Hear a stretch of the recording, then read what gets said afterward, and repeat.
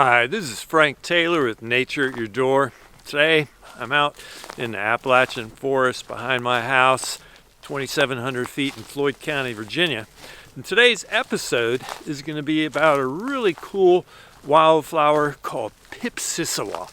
Pipsissewa, I love that name. Pipsissewa is actually a Cree name for the plant, and it was used by indigenous peoples of Americas for medicinal reasons, as well as a nice tonic and a nice tea. In this episode, I'm going to tell you about where you can find this plant, how to identify it, what were some of its historical and medicinal uses in the past, and how it's used in present day as well. Right here in your backyard, you never know what you're going to find.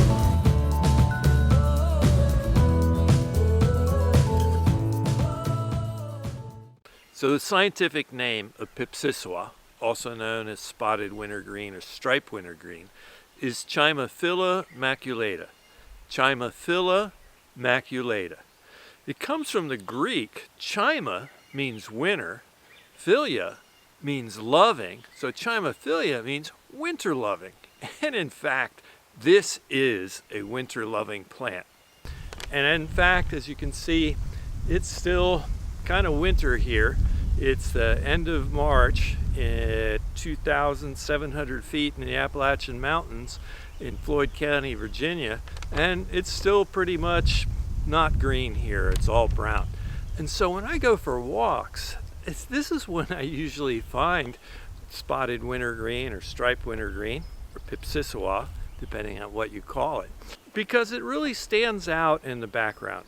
The Cree word Pipsissewa, that came from the indigenous peoples of America, means to break apart.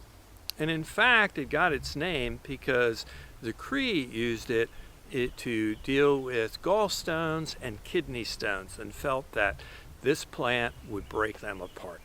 So as you can see, the sun is coming out, and this is ideal for Pipsissewa because it doesn't have to compete for light during the winter time with these trees. So its little niche here is to do photosynthesis throughout the winter and continue to grow and stay green throughout the winter. So it's an evergreen so that it can continue to do photosynthesis without competing for light and without being shaded by these large trees. You can identify it by its low growing habit and these beautiful variegated leaves. The white striping marks the lines of its veins, and it's very unique and very characteristic. You'll also notice on the edges of the leaves there's tiny little points, so that's another characteristic to look for. Low growing, green during the winter, and this very, very distinct white striping.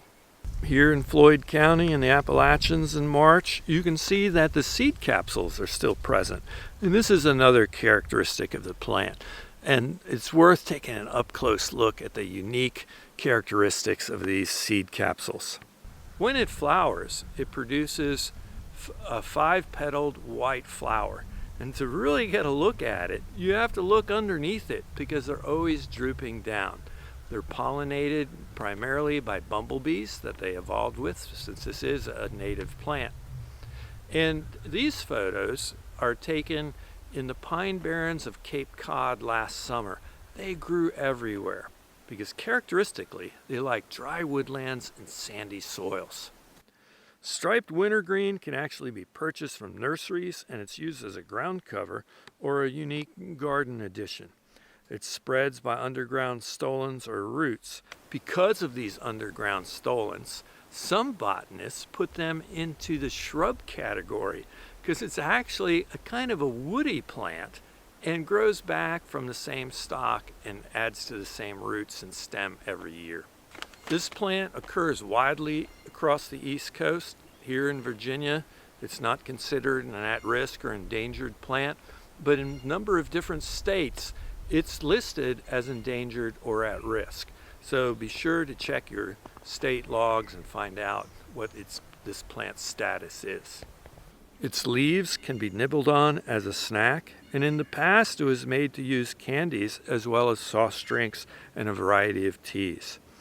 It has many medicinal and herbal uses that date back to both the indigenous peoples in America and the colonists who didn't have drugstores to go to, and so they used herbs and plants that they could find as medicinal remedies.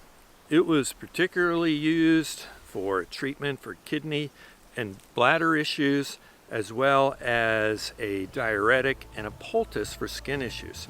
It has many biologically active compounds.